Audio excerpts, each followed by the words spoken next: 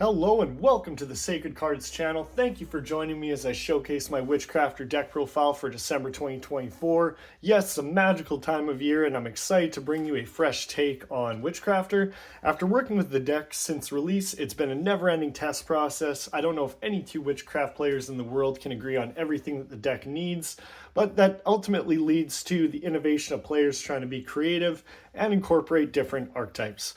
One of my favorite parts of posting a profile are the discussions I get to have with all of you in the community, in the comments, who are either new to the deck and want to pick up the cards, all the way up to players who have many hours of testing with the deck and give their take on cool tech choices, ratios, and card theory altogether. I'll share my thoughts and opinions for how I feel about the deck right now, how I've been testing and theorizing while we await new support, and decide to incorporate Magistus and Invoke cards for in the future. Now, this is a 46 card list. Witchcrafter is a deck that wants to do what it wants to do. It doesn't like being forced to work with anything that isn't a spell card or something that won't recur itself later. Being a very high level of natural synergy and a variety of searchable interruptions within its own archetype make it one of my favorite decks to pilot. So getting into the deck profile right now, starting off with the Witchcrafter monsters, one of my favorites in the deck, 3 copies of Witchcrafter Jenny. Just to preface, all the level 4 lower Witchcrafters share the ability to quick effect tribute themselves, discard a spell to special summon a Witchcrafter from deck.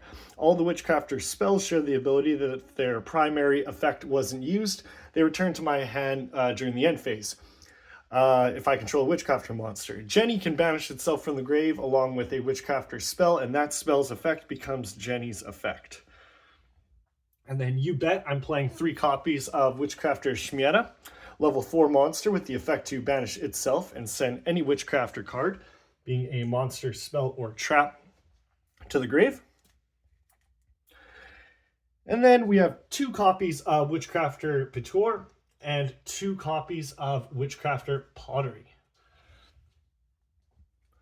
Pitor can banish itself to draw a card, then discard a Witchcrafter card, letting me gain advantage by discarding a Witchcrafter spell to recover at the end phase, or getting a monster into the graveyard. Pottery is a card I can easily justify playing 2 copies. Being another Witchcrafter name, I want to see low-level witches in order to play the game. And if I run out of cards in my hand, I can banish Pottery to bring back a Witchcrafter spell from grave to my hand, which is just fantastic and more than welcome, as I always want spells in the hand. Now, as for the level 5 or higher Witchcrafters, I'm playing 2 copies of Witchcrafter Hain, 1 copy of Madame Vere, 2 copies of Golem Aruru, and 1 Witchcrafter Adele. So let's talk about this line. It may be easier to justify my logic once you see the rest of the cards. The high-level witches are primarily meant to be special summoned from the deck off the back of my low-level Witchcrafter monsters. Powerful cards, but with the exception of Golem, when in the hand, they can be difficult to get out onto the field without cards like Witchcrafter Unveiling, the assistance of a discard, then revive them back with Holiday as an option, Witchcrafter Adele's effect, or I need to use them as fusion material with Witchcrafter Confession. Now, Vere is a card I don't want to play multiple copies of, nor do I want to use it as fusion material unless I know I can bring it back that same turn. Very powerful card, but the only spots I want this card are in my deck or on the field, tormenting my opponent with its smug effects, negating all monster effects from monsters my opponent controls, and boosting the attack of any of my monsters by 1,000 for every spell in my hand. Witchcrafter Hain is spot removal, being able to discard a spell, destroy a face-up card my opponent controls. Similar to cards like Traptrix or Rafflesia, my opponent can't target any other monsters with card effects. 2 copies, been no issues throughout testing, and you want to see these cards in order to play the game and have some form of backup recovery plan if you should need to rebuild the board or play through interruptions. Golem is our biggest body at 2800 attack. Its effect in the hand triggers when my opponent targets a spellcaster monster or declares an attack. Quick effect, I can target a card they control or Witchcrafter spell in my grave, special this card, and bounce my opponent's card or revive my spell cards if I chose to do that. During my opponent's standby phase, this will return to my hand, so preference is all yours, whether you like this or you don't. Personally, I love it in 2 copies, gives me freedom to either cycle through both when in my hand, special off Unveiling, or use it as fusion or link material. Adele doesn't get enough credit in my opinion. Before we had access to Unveiling or Confession, it was rather difficult to get a high level witch out of the hand without relying on a discard effect. Or it has a quick effect, discard a spell, special any Witchcrafter from hand. Its other ability can attribute itself to special summon a spellcaster monster. Though that one is a spell speed 2 effect, but still really good and does provide a lot of utility for the deck. Now, since we're still on the topic of monsters, I do play a small engine of mischievous spellcaster cards. 3 cards per 4 mage package in 1 copy of Damage Juggler, 1 copy of Hat Tricker, and the 1 Trick Clown. So, I guess we are having fun with this one. Testing with these guys primarily serve as great extenders to put bodies on the board. They are fantastic at recurring themselves and first to be used as fusion or link material. So that's it for the monsters. Now getting into the good stuff here. The Witchcrafter spell trap line. I'm just going to throw down my ratios and then we can have a nice chat with a better representation of my card choices and what I've found success and consistency with. So normal spells, I play 3 copies of Witchcrafter Creation. It's down a bit. 3 copies of Witchcrafter Holiday. 3 copies of Witchcrafter Confusion Confession. 2 copies of Witchcrafter Collaboration. For the quick play spells, I'm playing the 3 copies of Witchcrafter Unveiling, 2 copies of Witchcrafter Draping, and then 2 copies of By Street, 2 copies of Scroll, 1 Witchcrafter Patronus, and the 1 Witchcrafter Masterpiece.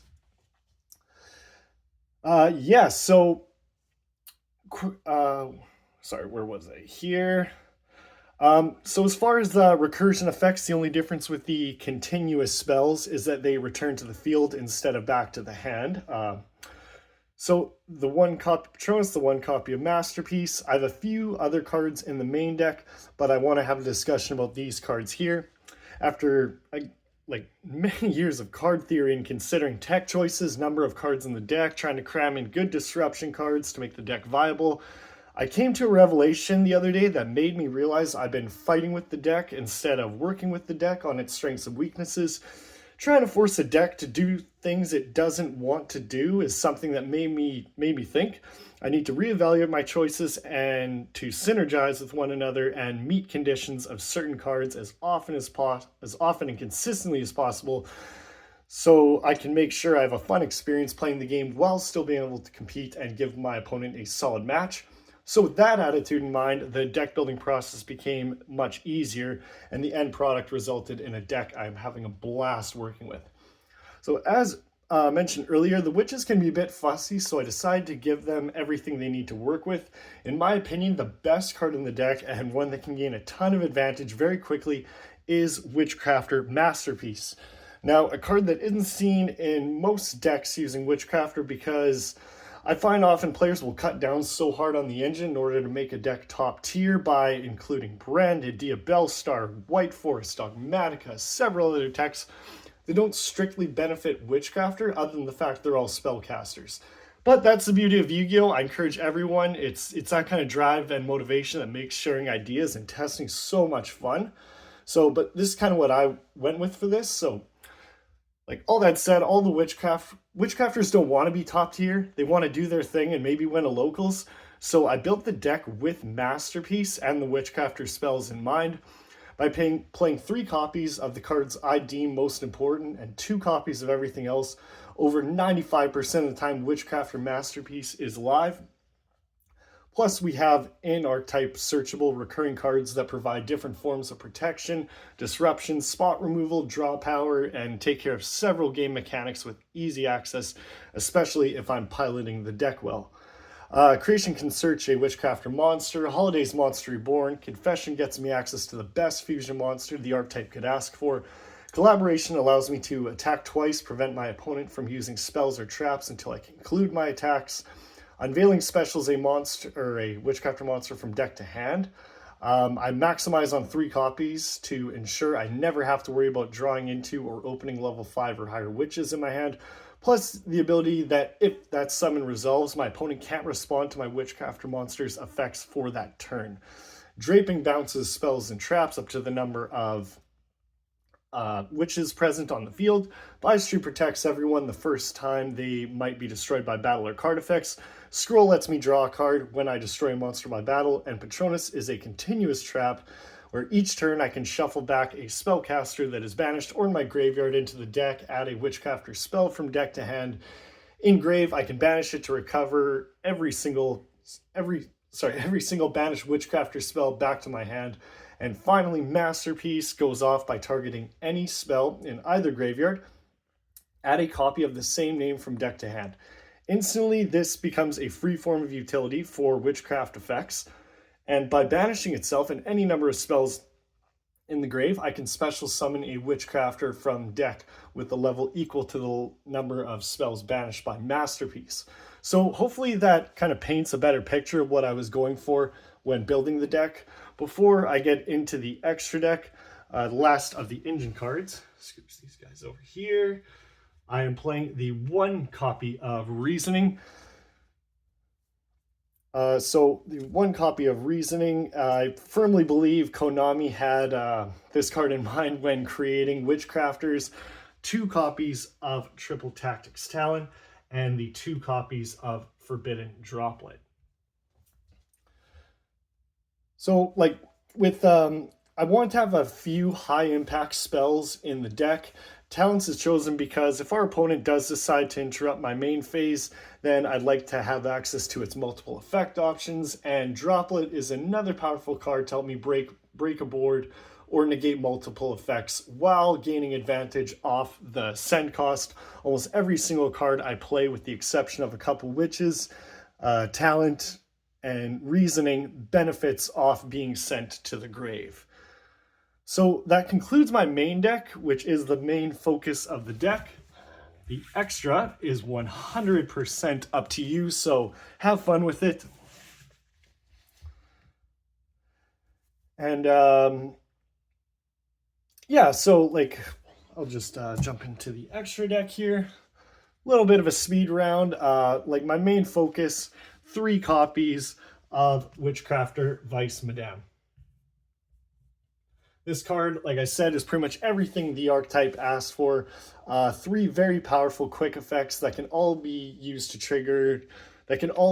each turn, triggered by simply activating a Witchcrafter monster or spell effect. I can destroy a card on the field, special level 6 or lower witch from deck. I think that's a hint that we may have a level 6 witch in our future. Yes, please, Konami. Also, I have the option to recover a Witchcrafter spell or trap from my graveyard. The rest is all up to you and your preferences, so have fun with it. I threw 1 of every attribute of Link Charmer, as we play every attribute to accommodate. So 1 Dark, 1 Lina, 1 Wind, 1 Area, 1 Hida, 1 Ausa, and we threw in 1 Celine, Queen of Master Magicians, 1 Crowley, 1 Akashic Magician, 1 Artemis, sometimes you just want a Witchcrafter in grave, 1 SP Little Knight, and 1 Downward Magician. So, concluding my Witchcrafter deck profile for December 2024. Thank you for watching. If there's anything you like or dislike, please leave me a comment telling me your thoughts. I enjoy interacting with everyone in the community. Be sure to like the video if you did, share with people you know, hit subscribe, get notified for more content. As always, thank you for the love and support by tuning into Sacred Cards. Make the most of your Yu-Gi-Oh experience. Be creative. Have fun.